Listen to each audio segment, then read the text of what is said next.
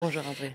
En Côte d'Ivoire, Laurent Gbagbo n'a pas été amnistié, il ne fait pas partie des amnisties décrétées par Alassane Ouattara. Qu'est-ce qui se passera si Laurent Gbagbo rentre en Côte d'Ivoire?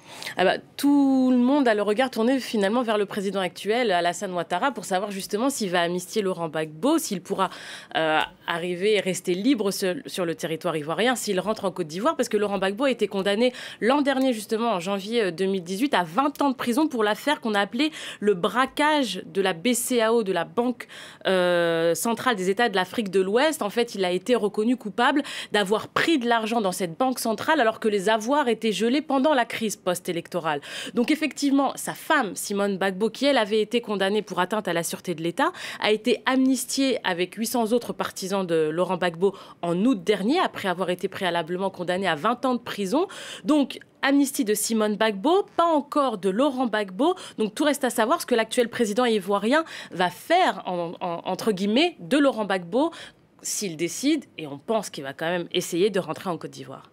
Alors, on imagine que la décision, en tout cas d'Alassane Ouattara, sera extrêmement sensible, puisque Laurent Gbagbo a toujours d'énormes soutiens en Côte d'Ivoire. Ce que tout le monde craint, finalement, c'est une réactivation des violences de 2010 ?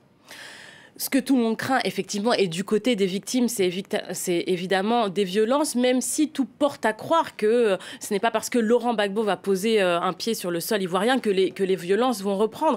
Ce qui se passe, c'est que l'an prochain, il y a une élection présidentielle en Côte d'Ivoire. Et si Laurent Gbagbo met le pied en Côte d'Ivoire, il va sans doute vouloir se présenter en candidat potentiel, comme Jean-Pierre Bemba, qui a été lui aussi acquitté par la Cour pénale internationale, l'a fait et a voulu se présenter à l'élection présidentielle en République démocratique du Congo. Et en plus, au sein du FPI, le Front populaire ivoirien, donc parti fondé par Laurent Gbagbo, Thaïs Brook le disait, l'actuel président, Pascal Afine-Guessant, a dit sur notre antenne lors de l'annonce de l'acquittement de Laurent Gbagbo que si Laurent Gbagbo rentrait en Côte d'Ivoire, il se ralliait à lui.